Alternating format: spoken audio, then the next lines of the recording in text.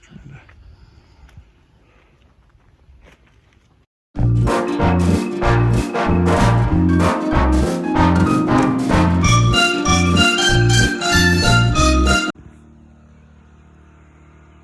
On Saturday, Karen and I went to the temple in Memphis. It's about a 2-hour drive from here. And then when we came back, about 3 o'clock, we were within 7 miles of our farm. And we started to see a lot of downed trees, downed power lines. As we were driving up the main highway up to Saltillo, it took us about 3 hours to cover that, well, what turned out to be 6 miles of road. Just trees downed everywhere, power lines downed everywhere. In fact, I crashed into a power line as I was driving up. I was just looking too far in the distance, and a power line was just right there, hit my windshield. I swerved off the road, trying to get underneath it. Fortunately, the power was off. But you know, good old Tennessee. We had a farmer out there with his tractor, a couple of pickup trucks full of men with chainsaws, and we just followed them up, a big caravan of cars. You know, we would just crawl up to the next downed tree, and the men would cut it up with their chainsaws. The tractor pushed it off the road, and then we moved up, you know, 30, 40, 50 feet to the next down tree and down power line. So we were scooting under power lines and driving over down power lines and, you know, going around trees. When we got up about a mile from our house, I turned off that highway. No more tractor and crew of chainsaws. So we tried to drive up a side road, a big old tree down on the road, actually fallen down into a guy's yard. I tried to drive up into his yard to get around the tree, and just sunk up to my axles in my 4-wheel drive truck. So I was just stuck there. So Karen and I got out of the truck and walked the last mile to our house, crawling over dozens of trees and under several power lines. And finally we got back home.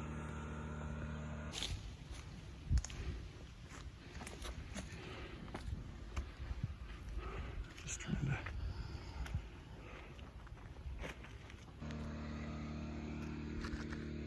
So when we got here, we saw immediately, even from the road, we were coming up just before dark, so we only had about a half an hour before dark, but we could see shingles off of our roof.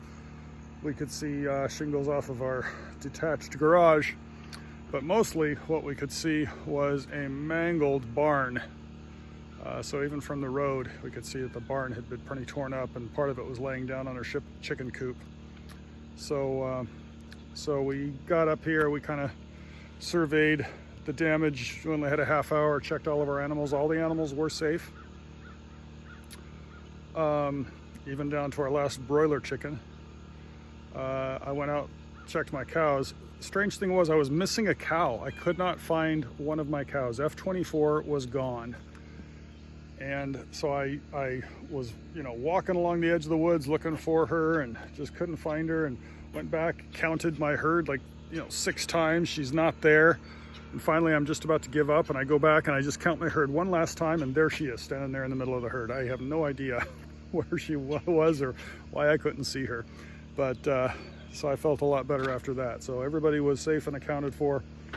Power was, of course, out because we had, you know, all the power lines were down in the area, but you know, it wasn't a cold night, so we just lit some candles, had a can of beans and Halloween candy for dinner, and called it an early night, and got up Sunday morning to assess the damage. Hey, barn cat, get out of my coat. That's not for you. Here, get out of there. I don't want you on my coat. Go find something else to lay on.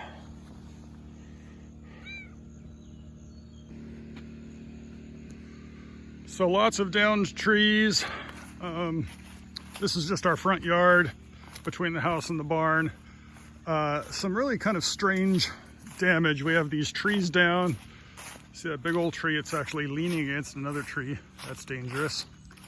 But then the beehives completely untouched.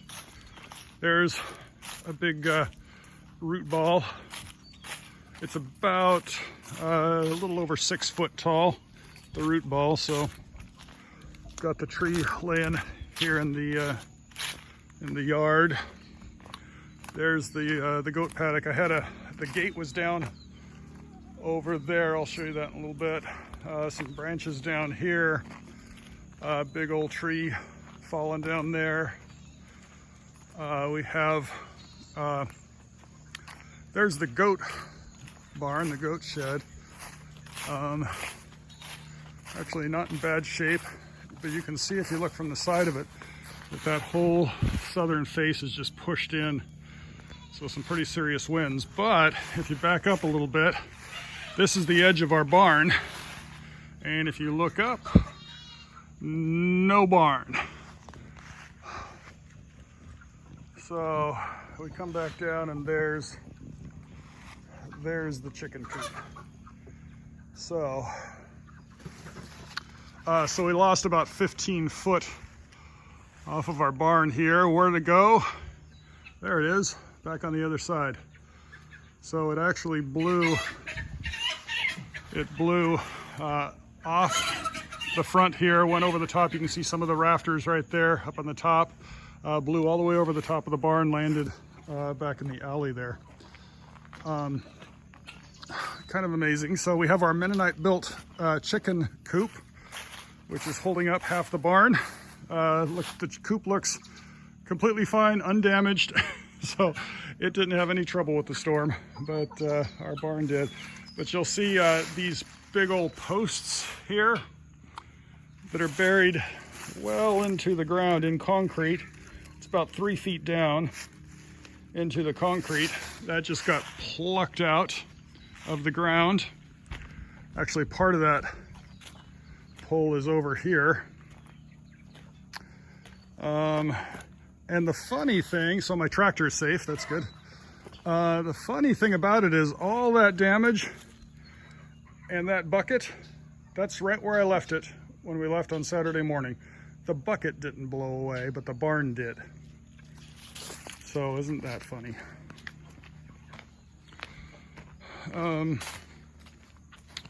Yeah, so we can walk through the barn here. Everything's kind of blown over.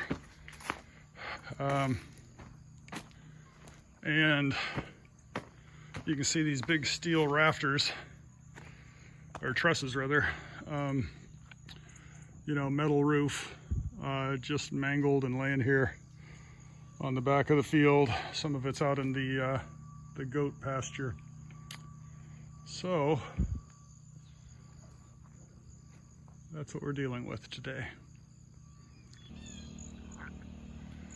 So actually the goats enjoy eating oak leaves. So they've actually had a nice couple of days here just climbing up on those trees, eating the oak leaves.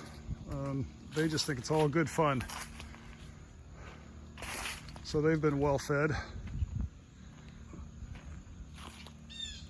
What is Coco doing? I can't tell. I think he's eating bark off the tree limb. So yeah, all the goats are, they just think this is good fun. Dogs are a little freaked out. Little Ann here usually is just fine, but she's been just whimpering and wants to be with me all the time, which is not, you know, not typical. I usually don't spend time with them. Their job is to guard the goats. So they've been very me oriented. I think just because they're confused about, you know, all the changes and all the wind that we had. I think that really upset them. But they're safe, they're not injured. I drove with Karen, we drove around to the perimeter of the farm on our ATV and just were checking the fences, and we found it's more than 30 trees down across the fences. So I've got a lot of work to do repairing fences. The first one was just a limb down across the goat paddock. I just wanted to get this fixed before the goats and the dogs escaped. So this is just my first one. we'll have at least 30 more that I found. There are some of our fence, our perimeter fence goes back into the woods, so I haven't even been back in there yet.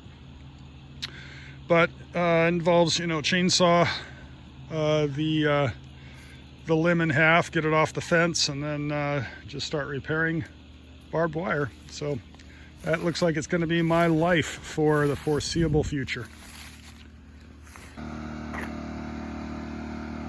The house damage doesn't look too bad. This is the north side. The wind came from the other side, so but it kind of blew some trim off of our carport here. Not a huge deal, not a big deal. You can hear the generator going in the background. We don't have any electricity or water right now. We're also stuck here in our house. I tried to take the garbage to the dump this morning, and we could get through yesterday, but today the lines are kind of lifted back up off the street. I guess the city crew has been out working on them. They got them all flagged off, so we're kind of stuck here for now on our street. I might be able to get out the back way, but before that was a lot worse. It's, you know, way back on an unmaintained country road, so maybe we can get through there, but kind of doubt it. But my neighbors are safe as well. That's Chuck's house over there. He got just some shingles blowing off of his roof. And that's Andy and Betty over there. They seem like they got through it pretty well. I think they lost like some blueberry bushes in their flagpole, but I think their house was just fine. They have a metal roof, so good for them. I don't know if you can see it, but missing some shingles over there and over here, over there. So, you know, we got some roof damage. Got another little tree down over here. Some rain gutters got blown around a little bit. Some fencing out here in the garden area. That's easily fixed. Got shingles laying all over the yard.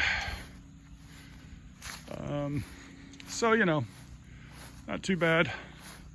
Nothing a little bit of roofing won't fix. We're expecting storms and cold middle of the week. In fact, on Wednesday we got a code red alert that there could be heavy rain and strong winds on Wednesday again. So I guess now's the time before we fix everything. If it's going to come through and do it again, let's do it now. In the meantime, we have a generator that keeps our phones and our phones charged in our freezer cold. I've got plenty of firewood to keep us warm, and we have candles at night for light, and we have propane, so we can cook on propane as well. So just a little bit of damage at the garage here. So overall, we came out of it okay. The barn took most of the damage. We got a lot of downed trees we're gonna have to clean up. That'll be a lot of work, but nothing that can't be fixed. Nobody's hurt. We're safe, warm, and dry. Kind of stuck here, so I haven't been able to go and help really anybody else. We've had a few other members of the ward with some issues, but can't really get out to go help them. So other members of our ward are pitching in, as well as just neighbors and good folks of Tennessee.